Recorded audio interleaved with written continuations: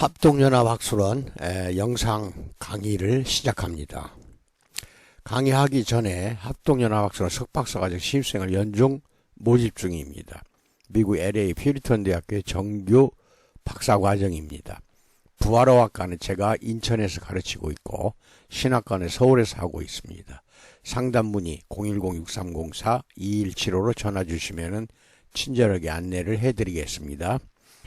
영상은 항상 구독과 알림 설정 해주시고, 이건 돈 드는 거 아니에요. 구독이라고 하니까 돈 드는 걸로 생각하시는데 돈 드는 거 아닙니다. 그리고 영상이 도착되면은 좋아요를 꼭 눌러주시면 감사하겠습니다. 모든 영상에 대한 자료가 있어요. 그것은 합동연합학술원 네이버 밴드에 가입을 하면은 다 본인 걸로 다운받아서 사용할 수가 있습니다. 오늘 것도 역시 합동연합학술원 밴드에 올려놓겠습니다. 가입 신청을 잘 모르시는 분은 저에게 문자나 전화를 주시기 바랍니다. 그러면은 가입할 수 있도록 승인을 해드리겠습니다. 오늘 영상은 1536회차 영상입니다. 이제 오늘 주로 이제 오늘 하는 거는 사사기 9번째 시간으로서 사사는 8번째입니다. 8번째 사사 입다에 대한 내용을 가이드해 드립니다. 입다 이야기의 이제 주요 지역들을 이제 지도로 표시했습니다. 이것도 역시 전부 다운받을 수가 있으니까 밴드에 꼭 가입 신청하시기 바랍니다. 페니키아의 주요 도시는 두로, 시돈, 비울로스, 아르와드. 두로와 시돈은 많이 들었을 거예요. 그 위치가 시돈이 여기가 있죠. 이게 이제 페니키아입니다. 그 다음에 이게 아람 지역이고, 그 다음에 아셀, 그 다음에 납달리 지역, 므낫세 지역인데 좀 굵은 동그라미로 표시한 것이 도피성이 있던 장소입니다. 여기 이제 가데스라고 하는데 여기도 도피성이 있던 장소고, 그 다음에 골란도 므낫세 지역에 골란도 그렇고, 여기가 또 게데스가 아니냐, 이 지역도 도피성이 있던 장소가 되겠습니다. 그 다음에 이사갈 지역, 스불론 지역, 아셀 지역, 납달리 지역 이렇게 있습니다. 그리고 쭉 내려가서 이 갓 지역에 이 미스바가 중요합니다. 잘 기억을 하세요. 갓 지역에 므낫세 지역의 세겜, 여기도 도피성이 있던 장소입니다.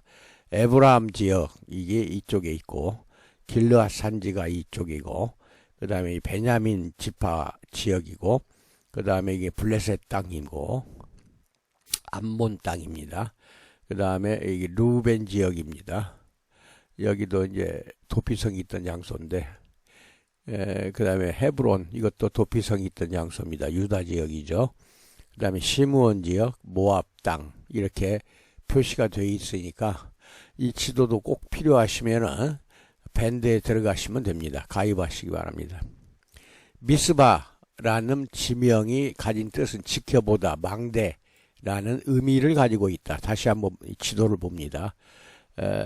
길르앗 산지에 미스바가 있고, 지역으로는 이게 전체 지역이 갓 지역과 르우벤 지역 그 산지네요. 그 중간에 미스바가 있다는 거 잘 기억하시기 바랍니다.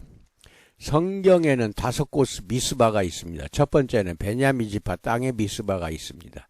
베냐민 지파의 미스바 수는 여호수아 18장 26절에 하여튼 망대니까요. 이게 처음 소개되는데 여호수아가 베냐민 지파에 할당해준 지역이라는 것이고, 이 장소는 왕국시대 이전의 정치, 군사 그리고 제의의 중심지였다는 것이고, 두 번째는 모압의 미스베입니다. 모압 지역 땅에 사무엘상 22장 3절에서 미스베라고 말하나 미스바와 미스베는 같은 이름입니다. 이곳은 다윗이 사울을 피해서 도망간 장소입니다.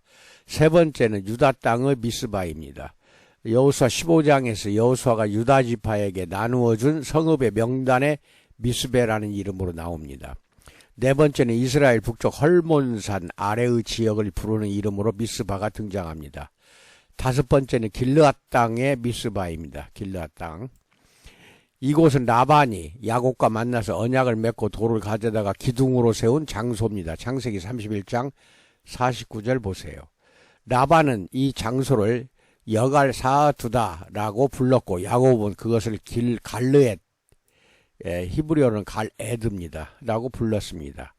갈이라는 말은 무언가를 쌓아둔 무더기를 의미하고 에드는 갈에드 할 때 에드는 증거라는 뜻입니다. 갈에드라는 말 속에는 말에는 길르앗의 어원으로 보는 학자들도 있다는 것도 알고 계시고 지금부터 시작합니다. 여덟 번째 사사 입다에 대한 말입니다. 내용입니다. 권력과 재산이 여호와보다 더 가치 있었던 시대에 대해서 알아봅니다.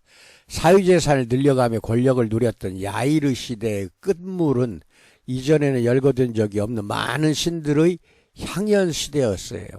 바알 신들, 아스다롯과 아람의 신들과 시돈의 신들과 모압의 신들과 암몬 사람의 신들과 블레셋 사람들의 신들을 섬겼다고 사사기 10장 6절에 나옵니다. 모두가 복수로 멋머틀이라고 하니 도대체 얼마나 많은 신들을 섬겼는지도 모르겠다는 겁니다. 너무 많아요. 신들이. 사사기 10장 6절 이스라엘 자손이 다시 주님께서 보시는 앞에서 악을 저질렀다. 그들은 바알 신들과 아스다롯과 시리아의 신들과 시돈의 신들과 모압의 신들과 암몬 사람의 신들과 블레셋 사람의 신들을 섬기고 주님을 저버려 더 이상 주님을 섬기지 않았더라 라는 말씀이 나옵니다. 이렇게 많은 신들을 섬겼다는 보도에는 사사기를 기록한 역사가가 의도한 바가 있습니다. 사사 야일이 처음부터 그렇게 탐욕스러운 사람은 아니었을 것입니다. 분명히 처음은 하나님을 의지하던 믿음의 사람이었을 것입니다. 그러나 높은 지위를 경험하면서 권력을 맛보고 이제 권력을 맛보면 난리가 나는 겁니다. 온갖 부정과 부패와 불의가 권력에서 나오는 거거든요. 권력이 가져다주는 경제적인 부유함을 누리면서 점점 바뀌어진 것은 아닌가 합니다. 야일이 사사로 이스라엘 사람의 의사결정의 최고 책임자가 되었던 시대에 더 많은 부를 획득하기 위해서 어떤 방법을 사용했을까요? 성경에는 나와 있지 않습니다. 그렇지만 사사기 10장 6절에 사사기를 기록한 역사가는 넌지시 실마리를 줍니다. 경제적인 면으로만 보았을 때 고대의 제사장이나 권력자들이 돈을 버는 가장 좋은 방법은 많은 제사, 제의를 드리는 것이었습니다. 제의 제사가 많을수록 성전이나 제의를 드리는 장소로 더 많은 돈이 흘러들어옵니다. 그런데 한 분 여호와 하나님께만 제의를 드리면 매일같이 드리는 상번제, 출애굽기 29장 38절 46절 외에 사람들이 가져오는 매일 몇몇 제사밖에 없습니다. 그러나 신들의 숫자가 많다고 한번 생각해 보세요. 그 많은 신들에게 하루에 한 번씩만 제물을 바친다고 해도 여호와 하나님 한 분만을 섬기는 것보다 10배 이상의 제의가 있을 것이고 당연히 제사장의 몫이 들어가는 것은 물론이고 이 때문에 돌아가는 경제적인 효과로 경제 권력층에 있는 이들도 더 많은 돈들을 함께 벌어들일 것입니다. 더 많은 돈의 맛을 보면 볼수록 제사의 지도자들과 정치와 경제의 지도자들이 더욱 공고하게 결탁합니다. 오늘날은 이제 세금, 국민들이 내는 세금을 가지고 권력자들이 빼돌린다 했을 때에는 여기에 해당됩니다. 그것이 사람의 욕심입니다. 탐욕이죠. 그러다 보면 이스라엘이라는 공동체를 이끄는 사람들이 여호와 하나님의 나라와 그의 백성이라는 자기 정체성보다는 오히려 신들을 이용하는 이교도처럼 되어버립니다. 그리고 그들의 통치 아래에서 백성들은 고통받을 수밖에 없는 것입니다. 사사 야이르 때가 바로 그런 때였고 그 야이르 시대를 이어받은 입다의 때는 그런 부조리들이 절정을 달하던 아주 그냥 난리가 난 시대였다 이겁니다. 신들의 명단을 보건대 이것은 단지 야일이 있었던 길르앗만의 문제는 아니었나 봅니다. 페니키아 지역과 아람, 시돈과 모압, 암몬과 블레셋을 경계로 두고 있는 모든 지역에서 두루두루 이런 현상들이 있었던 것 같습니다.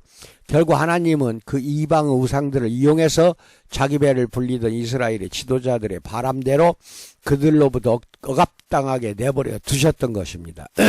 지도자들의 타락의 결과로 오롯이 백성들의 몫으로 돌아가서 고통을 받는 것은 그때나 지금이나 마찬가지입니다. 권력자들의 허는 짓거리로 고통받는 것은 21세기 현재 대한민국에 살고 있는 우리들도 같은 고통을 받고 있는 것입니다. 잠시 안정을 위해서 하나님을 포기했던 시대에 대해서 알아봅니다. 여호와 하나님을 버리고 이방의 신들을 섬기는 또 다른 이유는 나라의 안정을 정치에서 찾으려는 데에서 비롯되기도 합니다. 국제정치에서 살아남기 위해서 다른 나라와의 외교관계를 수립하고 그 나라와 돈독한 관계를 유지하기 위해서 사용하던 일반적인 방법이 그 나라의 신들을 자기 나라의 성전 또는 제의의 장소에서 공개적으로 자기 나라의 신과 함께 예배하는 것이었습니다. 여호와 하나님 한 분만으로는 만족할 수 없었던 이스라엘 사람들이 자신들의 안전을 국제 외교에서 찾으려는 순간 이방 신들을 섬기는 우상 숭배를 할 수밖에 없는 것입니다. 오늘날 충분히 대한민국은 군사 강국이 되어 세계 6위 안에 들어갔습니다. 이런 때에는 미국도 중국도 러시아도 다 필요 없습니다. 자주국방, 오로지 우리 힘으로 우리나라를 지킬 수 있는 그러한 실력을 다 갖추고 있는 나라인데, 미국이나 일본에 의지해서 만약에 모든 것을 그들과 함께 하고자 했을 때에는 큰 문제가 붙습니다.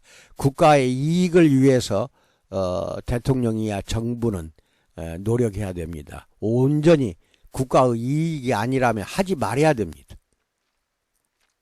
그들의 신들을 섬기는 것은 단지 그들에게 보여주는 요식행위가 아니었다는 겁니다. 처음에는 그래, 그들의 새로운 문명의 이기를 받아들이기 위해 잠시 그들의 신들에게 아침 저녁으로 예배드리는 척만 하자. 그러나 우리가 여호와 하나님의 백성이라는 건 절대 잊지 말자라고 생각하며 이웃나라의 신들에게 형식적으로 예배드렸을지도 모릅니다. 그러나 그 요식 행위 때문에 이득을 보는 사람들이 생기고 그 이득을 극대화하려는 사람들은 이스라엘 사람들에게 호감을 줄 만한 멋진 제의들을 만들어냈다는 것입니다. 주변 나라들의 신들을 위한 제사가 정례화되면서 점차로 이스라엘 사람들은 진심으로 그 우상들을 참신인 양 섬기게 되었습니다. 또 이방의 나라가 그러하듯 특별한 상황과 장소에서 어떤 역할을 담당한 신들이 있는 양 착각하게 되는 것입니다. 고대 주변의 나라들과 같이 다신, 여러 신들이죠. 다신 사회가 되어버린 것입니다. 선조인 아브라함이 다신 사회로부터 떠나 오직 한 분 여호와 하나님만을 바라보고 보며 가나안 땅에 정착한 것과는 정반대가 되어버린 셈입니다. 여호와가 우루 땅이 살았잖아요. 거기가 다 다신 사회였어요. 그 다신 사회를 버리고 오직 여호와 하나님만 바라보고 가나안 땅에 그렇게 먼 거리를 고생하면서 떠났던 것입니다. 가나안과 이스라엘 사람들이 살던 땅을 둘러싸고 있는 당시 강대국들의 틈바구니에서 오늘날 우리나라하고 똑같은 상황이에요. 더욱 절실하게 매달려야 했던 여호와 하나님을 잊은 채 국제 외교라는 방법으로 일시적인 안정을 추구하던 이스라엘이 마침내 드디어 한계 상황에 도달했습니다. 그들의 도움은 공짜가 아니었습니다. 처음에는 새롭게 정착한 땅에서 살아가는 방법과 광야 생활에서 경험해보지 못한 문명세계의 모든 것들이 혁신적이고 아름다워 보였을지 모릅니다만 이스라엘 사람들은 그에 해당하는 대가를 지불해야 했던 것입니다. 압제와 고통 그리고 한 분 하나님 여호와를 향한 신앙의 포기로서 그런 모든 것을 지불을 해야 했던 것입니다. 벌하는 하나님, 그러나 함께 아파하시는 하나님에 대해서 살펴봅니다. 결국 이스라엘 지파 가운데서 요단강 동쪽의 길르앗 지방에 살던 사람들은 18년 동안 암몬 사람들에게 억압을 당하였고 암몬 사람들은 유다와 베냐민 그리고 에브라임 지파를 치려고 그 요단강을 건너 가나안 본토까지 쳐들어왔습니다. 이제야 정신을 차린 걸까요? 이스라엘 백성들이 하나님께 살려달라고 아우성을 칩니다. 하나님은 이런 백성들의 아우성에 너희가 선택한 신들에게나 가서 부르짖어라. 너희가 괴로울 때 그들에게 가서 구원해 달라고 해라 라며 퉁명스럽게 대답했던 것입니다. 그제서야 이스라엘 백성들은 자기들이 해야 할 바를 알게 됐던 것입니다. 그들은 여호와 하나님만 섬기겠노라고 또 이제 약속하고 다짐합니다. 그리고 자기들 가운데 있는 이방 신들을 다 없애버렸습니다. 하나님은 마음이 참 약하신 분입니다. 그런 이스라엘의 모습을 보시고 또 그들의 고통을 보시고는 가만히 있으실 수 없으셨던 겁니다. 그래서 다시 한번 이스라엘 역사에 개입하십니다. 하나님은 바보같이 시시때때로 하나님을 잊고 다른 길로 걸어가던 가는 우유부단하고 나약한 이스라엘 편에서 함께 아파하시는 분이셨던 겁니다. 이스라엘 역사를 보면 늘 그러셨습니다. 누가 먼저 나가서 암몬 자손과 싸우겠느냐에 대해서 살펴봅니다. 암몬 사람들이 길르앗에 진을 쳤습니다. 이미 갓지파의 땅 길르앗 많은 지역이 암몬의 수중에 넘어가 버렸습니다. 이에 맞서서 이스라엘도 미스바에 진을 꾸렸습니다. 이스라엘 자손들이 모여서 길르앗 지방을 차지하고 살고 있는 갓지파 사람들과 함께 회의를 합니다. 이스라엘이 전쟁을 벌일 때에는 나름대로 원칙이 있었습니다. 한 지파가 공경에 처해서 전쟁을 치룰 때에는 이스라엘 나머지 형제 지파들이 도와야 합니다. 그러나 그 지파의 지리와 지형은 그 지파가 가장 잘 알기 때문에 그 전쟁에서 지휘관을 제일 앞장서는 것은 도움을 요청한 그 지파의 지도자여야 합니다. 그런데 갓지파 길르앗 사람 중에 아무도 이 전쟁에 선뜻 맨 앞에 서겠다는 사람이 없었던 것입니다. 그래서 제안을 했습니다. 사사기 10장 18절에 누가 먼저 나가서 암몬 자손과 싸우겠느냐. 그 사람이 길르앗에 사는 모든 사람의 통치자가 될 것이다. 이렇게 말합니다.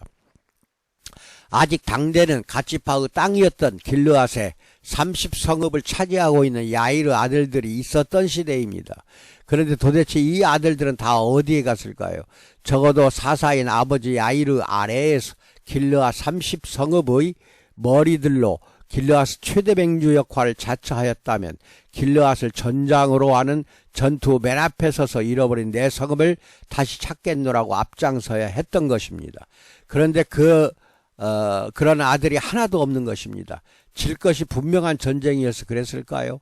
성읍에서 자기들의 이권을 찾을 때에는 행복했을 그 아들들이 정작 하나님의 이름으로 나가는 전쟁에서 목숨을 내놓아야 할 때에는 슬쩍 뒤로 빠지는 모습이 너무 얄밉습니다. 그래서 미스바에 모인 이스라엘 사람들과 길르앗 사람들이 사사기 10장 18절처럼 말한 것입니다. 전쟁에 나가 싸워 이기면 도가 아니라 그저 맨 앞장서서 싸우기로 하기만 해도 지파의 머리로 인정해 준다는 말에는 왠지 모를 쓸쓸함이 있다는 것입니다. 우리나라가 일제시대 때 정복 땅에서 온갖 고통 속에 살던 때입니다. 1910년 우리 땅을 다 팔은 이용환이부터 시작해서 이완용이부터 시작해서 을사오족도 전부 판검사 출신들입니다. 그리고 3.1운동을 일으키고 33인이 전부 다 만세 기미독립운동을 벌릴 때 33명 기득권층 엘리트층 단 한 명도 없었습니다. 유관순을 비롯한 독립운동가들 36년 동안 치열하게 일본과 저항했던 사람들은 모두가 다 중서민들이었습니다. 기득권층은 다 일본 편 들었고 그리고 오늘날까지도 그 부유함을 이어가고 있습니다. 큰 문제입니다. 독립운동했던 자녀들은 지금 못 살고 있는데 일본 편먹었던 인간들은 떵떵거리며 너무 잘 살고 있습니다. 그런데 그런 사람들에게 편들어서 같이 여러분들이 휩쓸려 가서는 안 된다는 것입니다. 그 역사를 보면은 반드시 반복됩니다. 항상 나라가 위태로울 때에는 기득권층, 돈 많은 층, 권력자들, 정치 지도자들은 전부 숨어버립니다. 전쟁이 벌어지면은 전부 다 도망가고 맙니다. 이런 내용은 우리나라 역사뿐 아니라 세계 어느 나라 역사도 다 똑같은 상황에 그렇게 닥치고 있고, 이거 보세요. 이스라엘도 이 사사기 때 기득권층들은 나서질 않지 않습니까? 입다 창녀의 아들입니다. 입다는 길르앗 창녀에게서 낳은 아들이었습니다. 아버지 길르앗은 본처에게서도 여러 아들을 낳았는데 이 아들들은 아버지가 창녀에게서 낳아 데리고 들어온 아들인 입다를 꽤나 구박했던 모양입니다. 결국 입다에게 너는 우리 어머니가 아닌 다른 여인의 아들이므로 우리 아버지의 유산을 이어받을 수 없다라고 사사기 11장 2절에서 쫓아냈습니다. 참 비참합니다. 이것은 그냥 쫓아낸 것이 아닙니다. 아버지의 유산을 이어받을 수 없다는 것은 단지 경제적인 손해만을 이야기하는 것이 아니라 그 가문으로부터 완전히 버림받아 사회적으로 보호받을 만한 어떤 장치도 없다는 선언입니다. 완전히 노수자가 되는 것입니다. 고대 사회에서는 가히 사형선고에 가까운 말이라고 할 수 있습니다. 입다는 형제들의 영향력이 미치는 길르앗 산지에서가 살 수가 없어서 골짜기를 건너 도부로 도망가서 그곳에서 살았습니다. 그리고 마치 사울을 피하여 아둘람으로 도망간 다윗 주변에 압제받는 사람들, 빚에 시달리는 사람들, 원통하고 억울한 일을 당한 사람들이 모여들듯이 입다의 주변에 아무것도 가지지 않은 사람들, 이거 이거 잘 기억하세요. 아무것도 가지지 않은 사람, 히브리어 아나심 네킴이라고 합니다. 모여들었습니다. 히브리어로는 아무것도 가지지 않은 사람들이라고 번역하는데, 이 단어를 왜 잡류, 개역개정에는 잡류 또는 새번역 건달패라고 번역을 했는지는 잘 모르겠습니다. 그러나 히브리어는 마치 입다처럼 아무것도 가지지 않은 사람들, 박탈당한 사람들이 입다 주변에 모여들었다라고 말합니다.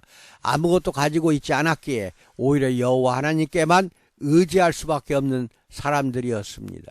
길르앗 장로들이 입다를 데려오려고 돕당에 가서 입다에게 지휘관이 되어달라고 부탁했습니다.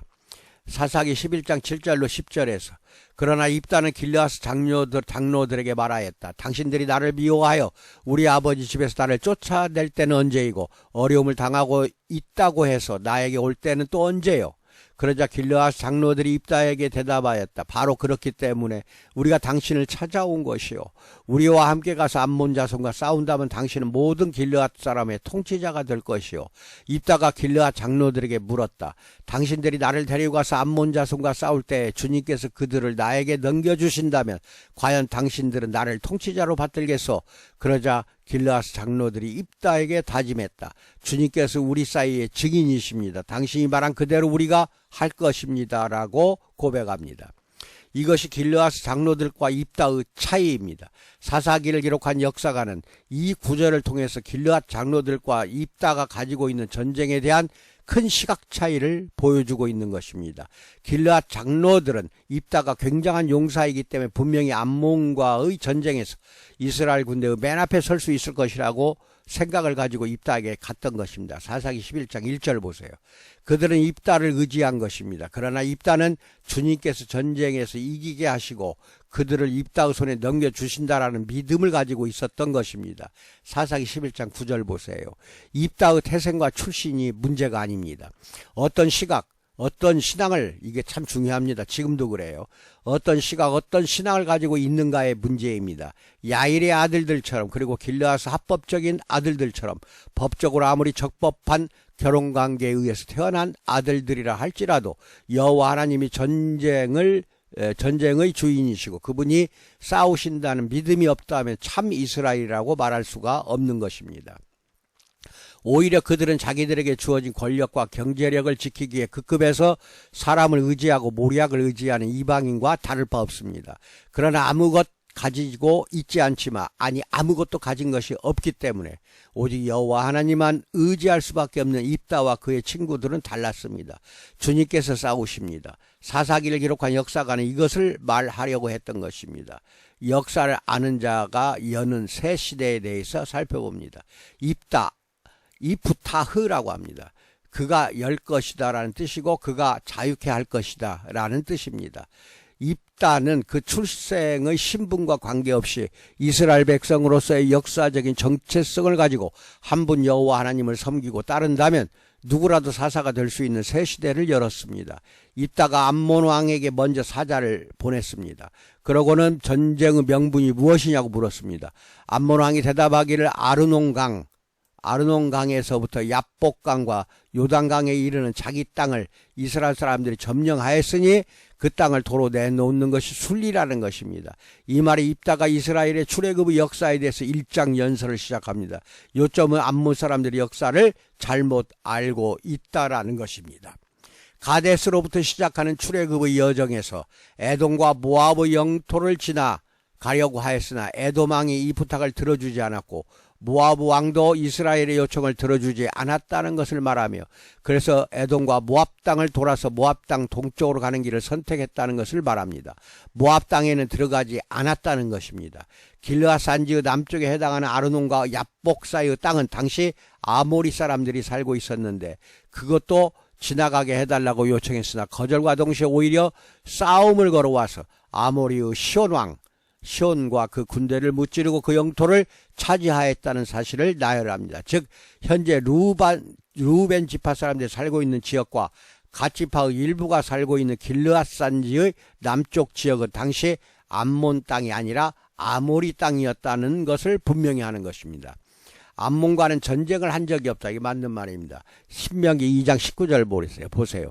그리고 그 지역을 벌써 300년이 되는 시간 동안 루벤과 갓지파가 살고 있는데 왜 갑자기 암몬 네가 그 땅의 소유권을 주장하냐라는 것이 입다의 답변의 요지입니다. 정확한 요지입니다.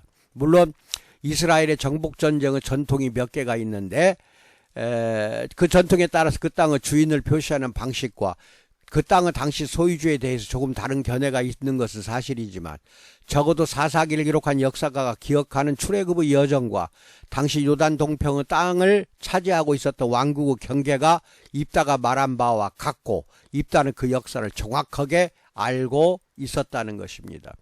암몬 왕이 내건 명분을 다른 이스라엘 사람들은 몰랐을까요? 그렇지 않았을 것입니다. 일반적으로 전쟁을 시작할 때에는 나름대로 그 전쟁의 정당성을 주장하는 자기의 명분들이 있습니다. 그리고 암몬 왕의 이 명분 역시 입다를 찾아가기 이전에 이미 암몬 사람들이 전쟁을 걸어올 때부터 이스라엘 사람들은 알고 있었을 것입니다. 그런데 아무도 암몬 사람들이 내건 이 전쟁의 명분이 짜갑니다. 가짜 뉴스라는 것을 지적하지 못했습니다. 왜냐하면 합법적인 이스라엘의 아들이라고 자칭하며 그 사회에서 권력과 명예를 누리고 경제적인 풍요를 즐겼던 그들은 정작 하나님의 역사를 알지 못했기 때문입니다. 놀고 먹고 놀목주의죠. 완전히 돈 많고 풍요로우면 그렇습니다. 그러면 다 역사를 자기 나라의 역사를 잊어버리면은 그 민족 그 나라는 망하는 것입니다. 그리고는 그저 어떻게 싸워 이길 수 있을까, 어떻게 무력으로 저들을 제압할 수 있을까에만 모든 생각이 매몰된 것입니다. 왜냐하면 지금까지 자신들이 이스라엘 공동체 안에서 그렇게 권력을 잡았기 때문입니다. 공동체의 법령과 율법이 정한 바에 따라서 그것에 문자적으로 묶여 살아가며 그렇지 않은 사람들을 판단하고 비난하며 그들과 다른 자신들의 정통성을 자랑하는 사람에게는 하나님이 영이 임하지 않았던 것입니다. 비록 그 출생은 비천할지라도 여호와 하나님의 신앙을 붙잡고 하나님의 역사를 기억하는 사람에게 하나님이 영이 임했습니다. 사사기 11장 29절 보세요. 하나님의 눈에는 이 사람이 나그네냐 아니냐, 그 태생이 합법적이었는가 그렇지 않은가, 이거는 전혀 중요하지 않았습니다. 여호와 하나님의 자녀들로 불릴 만한 공동체를 이루는 조건은 여호와 하나님께서 주인 되심을 인정하는 믿음과 주인 되신 하나님이 이집트에서 강제 노역에 고통받던 히브리인들을 자유케 하셨다는 역사의식, 그리고 광야에서 그 공동체에 쓸 것을 준비하셨고 전쟁터에서 하나님이 싸우시고 이기셨던 그 역사의 기억을 공유하고 있는가 그렇지 않은가, 이것만 존재할 뿐입니다. 사사기를 기록한 역사가는 입다의 연설을 통해서 정작 스스로 정통 이스라엘이라고 자기 정체성을 가지고 있는 사람들이 이 출애굽의 역사와 그 역사 속에서 주인 되신 하나님에 대한 역사의식이 없었다는 사실을 지적하고 싶어서 입다를 통해서 그 연설을 하게 한 것입니다. 하나님의 역사를 알고 있었던 입다, 하나님이 역사를 이끌어 가시는 분이라는 것을 알고 있었던 입다, 그 여호와 하나님이 전쟁에서 직접 싸우시는 분이시며 이스라엘을 승리하게 하시는 분이라는 것을 알고 있었던 입다는 한 지파의 머리, 사사기 10장 18절에서 이제 사사가 되었습니다. 사사기 11장 29절 보세요. 입다의 말실수에 대해서 살펴봅니다. 1장 연설 후에 하나님의 영이 입다에게 임했습니다. 한 지파의 머리에서 이제는 사사가 된 것입니다. 하나님의 또 주님의 영이 임하고 암몬과 전쟁을 하러 나갈 때 입다가 이렇게 서원합니다. 사사기 11장 30절로 32절에서 하나님이 암몬 자손을 내 손에 넘겨주신다면 내가 암몬 자손을 이기고 무사히 돌아올 때에 누구든지 내 집 문 앞에서 먼저 나를 맞으러 나오는 그 사람은 주님의 것이 될 것입니다. 내가 번제물로 그를 드리겠습니다 라고 약속을 합니다. 이게 이제 큰 실수가 되는 것이죠. 그렇다면 하나님은 사람을 제물로 받으시는 분일까요? 레위기에 보면 제사의 법들이 나오고 어떤 제물을 하나님께 드려야 하는지에 대해서 세부적으로 규정을 해놓았는데 소, 양, 염소, 새, 곡식과 같은 제물은 나오지만 사람은 없습니다. 입다의 이야기 때문에 하나님께서 사람을 제물로 받으시는 분이라고 생각하면 큰 오해입니다. 고대 사회에서는 정말 사람을 제물로 드리는 의식이 있었습니다. 이집트를 비롯한 고대 서아시아 지역에서 동물로 대속하여 드리는 제사 이전에 사람을 제물로 삼아서 제사를 드렸던 흔적들이 있고, 성경에서도 이스라엘과 모아브 전쟁에서 모아브 왕이 궁지에 몰렸을 때 성벽에서 자기를 대신하여 왕이 될 장자를 죽여서 번제로 드리는 이야기가 열왕기하 3장 26, 27절에 나옵니다. 그러나 이스라엘 공동체의 역사에서 사람을 제물로 드렸던 예가 있나요? 없습니다. 이스라엘 사람들도 사람을 제물로 드리는 고대 근동지역의 제사를 알고 있었습니다. 그리고 사람으로 드리는 제사가 강력한 힘을 가지고 있다는 인식을 가지고 있었던 것이 분명합니다. 이스라엘 사람들 또한 고대 사회의 심상을 가지고 있는 고대의 사람들이니까요. 여기에 해당하는 대표적인 예가 있습니다. 이삭을 제물로 드리려는 아브라함의 이야기가 창세기 22장에 나옵니다. 하나님께서 아브라함에게 아들 이삭을 모리아 땅으로 데리고 가서 일러주는 산에서 이삭을 번제물로 바치라고 하셨습니다. 아브라함은 하나님의 명령을 그대로 따랐습니다. 그리고 아들을 제사로 드리는 것에 대해서 어떤 의심도 없었습니다. 늦은 나이에 허락하신 아들을 왜 죽여야 하는지 슬픔은 있을지언정 아브라함의 마음에 왜 사람을 번제로 드리려고 그러시는 거지? 라는 질문은 없었던 것입니다. 왜냐하면 메소포타미아의 문명에 살던 아브라함, 그리고 그 가나안의 문화에 익숙해진 아브라함에게 사람을 제사로 드리는 것이 놀랄만한 일이기는 했어도 남들이 하지 않는 완전 이상한 일은 아니었기 때문입니다. 그러나 결국 하나님께서는 아브라함의 믿음만 확인하시고 이삭을 죽이지 말라고 하십니다. 그리고 그 산의 숲을 속에 걸려있던 순양 한 마리를 보게 하시고 이삭을 대신해서 그 순양을 제물로 드리게 하셨습니다. 창세기의 이 사건을 연구하는 학자들은 이 이야기가 이집트 및 고대 서아시아 지역의 제의와 여호와 하나님의 제의의 가장 큰 차이를 보여주는 이야기라고 지적합니다. 이집트와 고대 서아시아 지역에서는 사람을 제물로 드렸던 것입니다. 그러나 비록 지리적으로는 그 안에 속해 있을지라도 여호와 하나님의 신앙은 그렇지 않다는 것입니다. 이것이 이스라엘 제의의 정체성인 것입니다.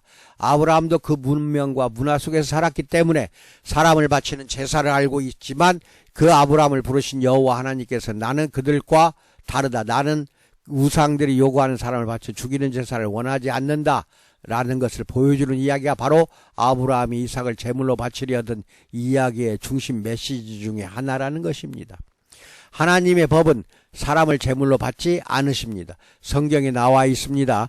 초태생은 다 하나님의 것이지요. 동물이든 사람이든 처음 태어난 것은 모두 하나님의 것입니다. 하나님 것이라는 말은 히브리어로 라도나이라고 번역합니다. 그리고 이 말은 우리말 성경에서 하나님께 돌리다, 하나님께 돌리다, 자꾸 이렇게 하나님께 돌리다라고 번역을 해놓았습니다. 동물이든 사람이든 처음 태어난 것은 모두 하나님께로 돌려야 합니다. 동물은 하나님께 제사를 드려서 돌립니다. 그러나 사람은 그럴 수 없겠죠. 그래서 대속할 수 있게 했던 것입니다.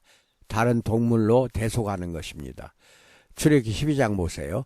출애굽기에서 맏아들을 어떻게 대속하는지에 대해서 구체적으로 말하고 있지는 않지만 문맥상 어린 양과 같은 동물이나 또는 돈으로 하는 속전 레위기 27장입니다. 이걸로 대신했던 것입니다.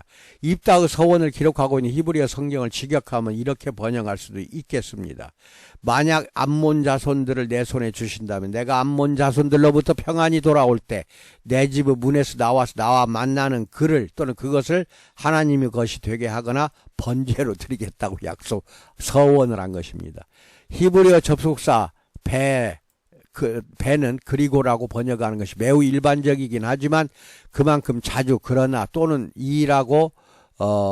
또는이라고 번역을 합니다. 입다의 서원은 만약 입다가 전쟁에서 이기고 평안하게 돌아올 때 자기 집의 문에서 나와서 그와 만나는 것이 동물이라면 그것을 번제로 드리겠고 사람이라면 그를 하나님에 속한 사람, 하나님의 것이 되게 하겠다는 것입니다. 어떤 방식으로 사람을 하나님께 속하게 하겠다는 것인지는 이 서원에서 입다가 구체적으로 밝히지 않았지만 어떤 방식으로든 그 사람을 하나님께 속한 자, 하나님의 것으로 하겠다는 입다의 서원이었습니다. 하나님의 영이 임한 입다가 하나님의 전쟁을 나가면서 하나님이 원하지 않으시는 이방의 신들에게나 드리는 사람을 태워서 드리는 제사를 하겠다는 것은 그렇게 서원하는 것이 말이 되지 않겠죠. 내 처녀됨을 애곡하겠나이다에 대해서 살펴봅니다. 입다가 암몬 사람들을 크게 무찌르고 위풍당당하게 돌아왔습니다. 입다가 전장에서 서원한 약속을 가족들이 알 리가 없습니다. 입다가 돌아온다는 소식에 집에서 무남 동료 외딸이 기뻐하며 나왔습니다. 소고를 잡고 춤을 추면서 아버지를 맞이했습니다. 승리의 기쁨도 잠시 사랑하는 외딸을 보는 순간 하나님과의 약속이 생각이 났습니다. 그 너무나 슬펐습니다. 그리고 딸에게 하나님과의 약속을 이야기했습니다. 그런데 오히려 딸이 더 담담하게 대답합니다. 사사기 11장 36절에서 아버지께서 입으로 주님께 서원하셨으니 서원하신 말씀대로 저에게 하십시오. 이미 주님께서는 아버지의 원수인 암몬 자손에게 복수하여 주셨습니다라고 담담하게 말합니다. 그런데 그 다음 말이 성경을 읽는 독자들을 헷갈리게 만듭니다. 사사기 11장 37절에서 한 가지만 저에게 허락하여 주시기 바랍니다. 2달만 저에게 말미를 주십시오. 처녀로 죽는 이 몸 친구들과 함께 산으로 가서 실컷 울도록 해 주시기 바랍니다. 그러고는 이 장면을 38절에서 다시 설명합니다. 딸은 친구들과 더불어 산으로 올라가서 처녀로 죽는 것을 슬퍼하며 실컷 울었다라고 나옵니다. 이 성경 구절을 보자니 입다의 딸이 정말 죽은 것 같거든요. 번제의 제물로 말입니다. 그런데 히브리어 성경에서는 죽는다는 말이 전혀 없습니다. 히브리어 성경 구절을 직역하면 이렇게 번역합니다. 입다의 딸이 그녀의 아버지에게 말했습니다. 이 일이 내게 있게 해주세요. 2달만 나를 내버려 두세요. 산에 갔다가 내려오겠습니다. 나의 친구들과 나의 처녀됨을 통곡하겠습니다. 그가 말하였다. 가라. 그가 그녀를 2달 동안 보내주었습니다. 그녀와 그 친구들은 산으로 가서 그녀의 처녀됨을 통곡했던 것입니다. 문장이 매우 깔끔하진 않지만 히브리어 문장은 그냥 다듬지 않고 한글로 그대로 옮긴 것입니다. 이렇게 거칠게 옮긴 이유는 히브리어 문장에는 죽음이나 죽음을 암시하는 말이 없다는 것을 보여주기 위해서입니다. 입다가 번제로 그 딸을 죽이지 않았다는 말입니다. 입다의 딸이 슬퍼한 이유는 그녀가 누군가와 결혼하지 못하고 평생을 처녀로 살아야 할 처지가 되었기 때문입니다. 고대 이스라엘 여자들의 가장 큰 불행은 결혼하지 못하는 것과 자녀를 갖지 못하는 것이었습니다. 또 결혼을 앞두고 여인이 지켜야 할 가장 소중한 것 중에 최고는 자기의 처녀됨입니다. 입다의 딸은 그것을 잘 지켜왔습니다. 그런데 이제 아버지의 서원에 따라서 결혼하지 못하게 되었습니다. 그리고 자기가 그 나이가 되도록 지켜왔던 자신의 순결을 증명할 방법도 없어졌습니다. 여러모로 입다의 딸은 일반적인 이스라엘의 여자로서 누려야 할 삶도 박탈당하고 자기의 순결함과 신실함을 보여주는 처녀성도 증명할 수 없게 된 처지가 되어버린 것입니다. 그것이 슬펐다는 것입니다. 입다의 딸의 이야기를 유추해 보건대 하나님의 속한 사람이 되는 방법으로 입다는 어린 양과 같이 대신할 동물로 번제로 드린다거나 30세겔의 돈으로 속죄하는 방법이 아니라 딸을 평생 독신으로 살게 하였다는 것을 알 수 있습니다. 번제로 드린 것이 아닙니다. 이 이야기에 대해서 중세 랍비들은 입다의 딸이 평생을 결혼하지 않고 하나님의 신부로 성막에서 일하는 여자로 살게 되었다고 해석합니다. 그러므로 39, 40절에서 말하는 이스라엘의 딸들이 해마다 가서 길르앗 사람 입다의 딸을 위하여 나흘씩 애곡하는 이스라엘의 관습은 결혼하지 않고 평생을 성막에서 일하는 여인들에 대한 존경 어린 애곡의 전통이라고 설명합니다. 이런 종교 문화적인 측면을 이해한다면 우리말 성경에서 처녀로 죽는 것을 슬퍼하며 실컷 울었다라는 번역이 이해가 됩니다. 그러나 잊지 말아야 할 가장 중요한 것은 입다가 딸을 번제로 드려서 죽이지 않았다는 것과 하나님은 사람을 죽여서 드리는 제사를 받으시는 분이 아니라는 것입니다. 욕심이 빚어낸 내전에 대해서 살펴봅니다. 에브라임 사람들이 입다를 찾아갔습니다. 이미 전쟁도 다 끝났는데 말입니다. 이유는 전쟁을 하는데 자기들을 부르지 않았다는 것입니다. 하지만 사사기 10장 17절에 보니 암몬이 쳐들어왔을 때 이미 이스라엘 자손들 모두가 미스바에 모여 있었습니다. 그런데 전쟁을 할 때 에브라임 사람들이 없었다면 에브라임 사람들은 자기들의 계산에 따라서 참전하지 않은 것이지 입다가 부르지 않은 것은 아닙니다. 성경에는 왜 에브라임 사람들이 전쟁에 참전하지 않은 것인지 왜 또 갑자기 뒤늦게 나타난 것이 설명하지는 않습니다만 굳이 추측을 해보자면 질 것 같은 전쟁에 참전하는 것이 두려웠는데 막상 입다가 이기고 나니 전쟁에서 얻은 전리품을 탐났다는 것은 아니었을까요? 항상 전쟁에서 고대 사회를 이기면은 전리품을 다 뺏어서 나눠 갔습니다. 이것은 어느 나라나 똑같아요. 뭐 어디까지나 추측이긴 하지만 말입니다. 그러나 그보다는 에브라임 지파가 므낫세 지파와 함께 요셉의 아들들로서 이스라엘 공동체 안에서 주도적인 역할을 도맡아 했는데 이제 길르앗 갓 지파가 주도권을 잡은 듯하니 그것이 못마땅했는지도 모릅니다. 아니 사사기 12장 4절에서는 이런 지파 간의 주도권 싸움이 분명하게 드러나고 있습니다. 사사기 12장 4절에서 에브라임 사람들은 평소에 늘 길르앗 사람들을 보고 너희 길르앗 사람은 본래 에브라임에서 도망친 자들이요 에브라임과 므낫세에 속한 자들이다 라고 말하였다라는 말이 나옵니다. 그동안의 전쟁들은 이스라엘과 외부의 적과의 전쟁이었습니다. 그러나 이스라엘 공동체 안에서 연대의식이 점점 허술해지더만 이제는 같은 공동체가 분열하고 서로 주도권을 대놓고 다투는 형국이 되었습니다. 입다의 구원 이야기 가운데 쏙 들어와 있는 이 이야기에 대해서 주로 성경은 알고 있는 사람들이 기억하는 인상적인 말로 십볼렛일 것입니다. 그러나 그런 자잘한 에피소드 말고 정말 사사기를 기록한 역사가가 이 전쟁 이야기를 소재로 하고 싶었던 말이 있었습니다. 그것은 이스라엘의 내전, 즉 공동체의 분열이었습니다. 전쟁에서 이기기는 하였지만 그리고 분명히 그 전쟁에서 전리품도 좀 얻었겠지만 딸 때문에 마음이 많이 어려운 입다의 마음에 에브라함이 불을 붙인 격이 되었습니다. 사사기에서 처음으로 같은 이스라엘 백성 사이에 벌어진 전면전입니다. 입다와 길르앗 사람들은 에브라임 사람들을 무찔렀습니다. 그리고 도망가는 에브라임의 잔당들 잡기 위하여 요단강 나루터를 점령합니다. 그리고 에브라임 사람들이 발음을 하지 못하고 으로 발음하는 지역색을 이용해서 나루터에서 42,000명의 에브라임 사람들을 죽이게 됩니다. 입다가 암몬 사람들을 얼마나 죽였는지는 모르겠지만 암몬 사람들을 죽인 것만큼 많은 수의 형제들을 죽인 셈입니다. 이런 면에서 입다의 이야기는 이집트에서 강제 노역으로 고통받던 이들을 한 공동체로 만드시고 강제 노역으로부터 자유케 하신 여호와 하나님을 잊고 공동체가 서로 힘을 차지하고 분열하고 싸우던 시대를 바라보는 사사기를 기록한 역사가의 고발이기도 합니다. 분열, 이것은 어느 시대 어느 역사에서도 사탄이 자행하는 것이 분열입니다. 분열만은 절대로 일으켜서는 안 됩니다. 하나님 안에서 하나 되는 여러분과 내가 돼야지. 교단 안에 보면은 분열을 싹이 너무 많이 한두 사람이 꼭 그렇게 분열을 일으켜요. 그 목사의 버릇인가요? 사탄의 조종을 받는 것인지를 잘 구분할 줄 알아야 됩니다. 오늘 이걸로 마칩니다. 감사합니다.